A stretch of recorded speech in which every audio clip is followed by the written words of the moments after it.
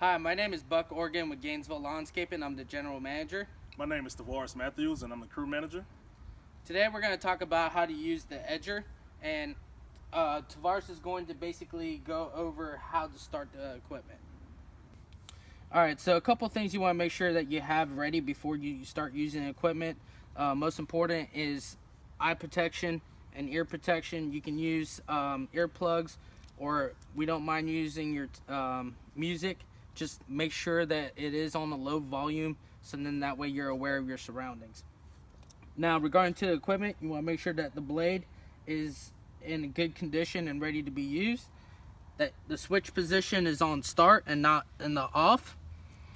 And then you want to check the fuel. Make sure you have enough fuel to do the job that for the property, which we have full tanks, so we're all set to go.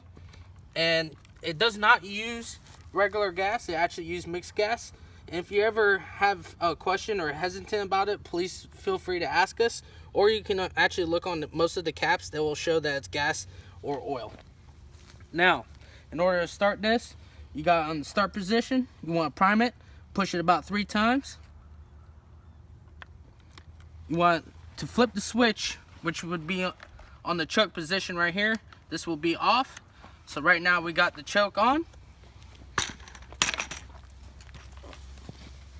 And then you should just be able to pull it, and as soon as it starts, you want to take it off choke. Now I just took it off choke, so you're pretty much ready to go.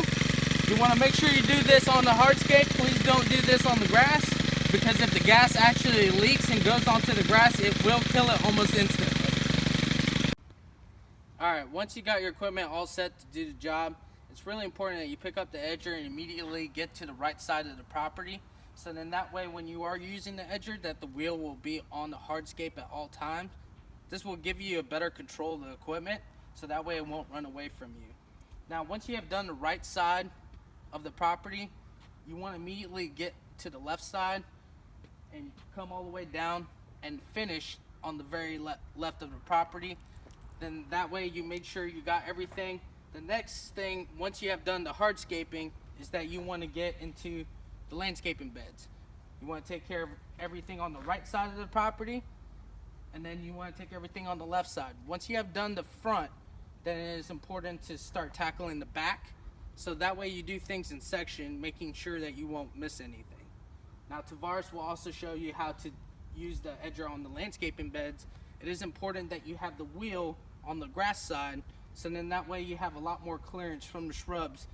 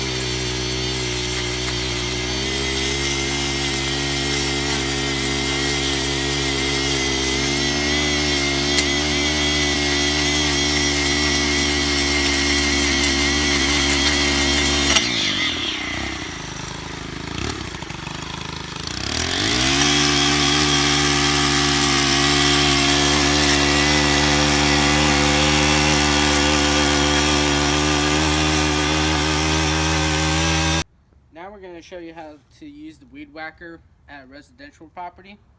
First thing you want to do is make sure that you have enough weed whacker line in your spool.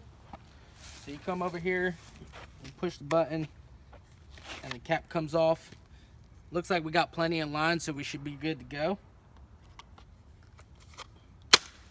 You want to hear that click when you put that cap back on, and then give this a nice little pull. Button pops out. You should be all set. You can see that the string is a little short, so Tavares will show you here in a minute how to extend that line. Basically, all you have to do is give it a little bit of throttle and a little bit of bump right here on the hard surface, and this line will extend. Please only do this on a concrete surface and not on grass or bed areas, as you can cause damage to the equipment or the grass. Alright, so now we're going to show you how to use the weed whacker on a residential property. First thing you want to do is make sure that you have enough weed whacker line in your spool. So you want to push the button right here and the cap will come off. Check the line. Looks like we have plenty of line and we're ready to go. Put that cap back on, and you want to give it a good push till you hear it click. Once you heard it click, you want to pull the line, and this button will pop out a little bit. Now once you have got that set, everything else was just the same thing like the edger. So now we're going to talk about how to use the weed whacker on the property.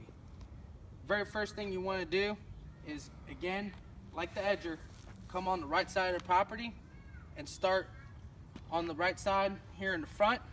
This will be your first section, that will be your second, third, and fourth. That way you end on the left side of the property. Now, you do not want to do weed whacking until you actually had mowed the property first, because basically your weed whacker is just to do the final touches where the mowers cannot cut the grass. So you're going to have little patches normally on each corners, and then sometimes along the strips, just because the grass like to fold over from the tires. Now Tavares will make sure to give you a demonstration on how to do that. He's going to weed whack any high spots that are in that area, making sure that the weed whacker is level to where the grass was cut. He's not going to cut shorter or higher.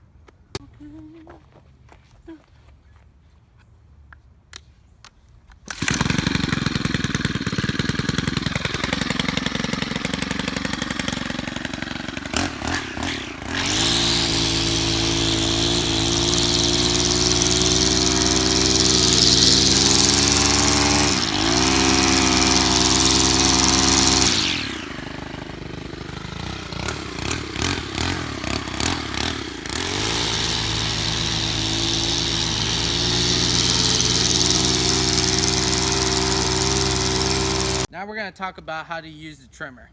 So the first thing you want to do is make sure to open up the blade so that way you're ready to go. There's a sleeve right here that you need to make sure to pull down. Straighten this out to get the proper angle you want. I normally like to keep it very straight. Then there's a pin that will slide and it will lock into place. Once that's locked into place, you just give it a good wiggle. If it's not moving, then you know it's locked in. So when I trim the shrub, I always like to make sure to have a game plan of what I'm going to do, how I want to trim the shrub. There's two ways of trimming it, and there's one where you just manicure the shape, or the second, you're actually going to have to create a shape. In this case, we're just manicuring it and cutting out the outliers to give the shrub the proper shape it needs. So the really important thing is not to cut too much of the vegetation off or the foliage. You always want to make sure that there's plenty of greenery. You're literally only cutting the top layer of leaves. You're not going to go all the way down to the sticks or the branches. Now, whenever I use the trimmer, I like to start from the top and work my way to the edge, and I work all the way around it. Once I have done the top, then I like to do the sides and hit anything that was missed. Once I have completed all of that, I like to step back and take a look at the shrub, make sure that there's no other outliers that was missed, and do my final touches from there, and you're all set. So now I'm going to give you a demonstration on how to trim this particular shrub. Always have your eyes and ears too.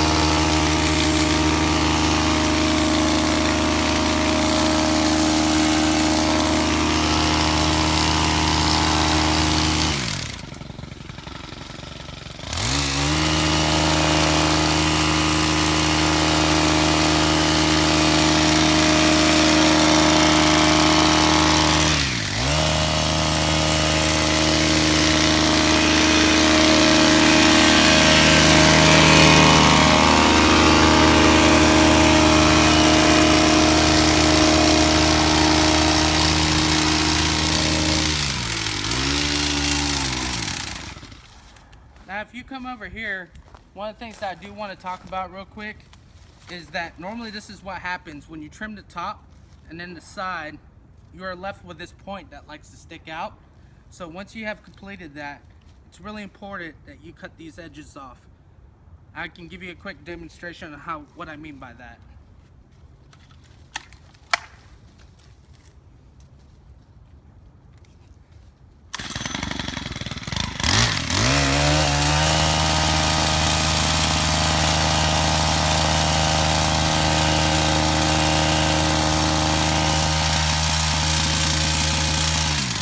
Alright, so now I'm going to talk to you about using a backpack blower on a residential property.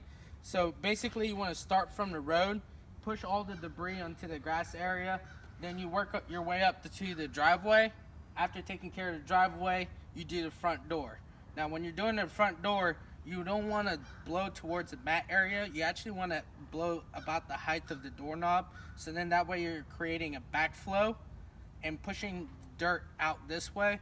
Now if you push it towards the doormat, that's typically how you get complaints with the dirt being blown into the house. So you want to try and prevent that. Once you have done the final touch of the front yard, then you proceed to the backyard, taking care of any hardscapes there and maybe blowing a little bit of the leaves into the natural bed areas. Now, to quickly start this, you want to make sure you have your eyes and ears again.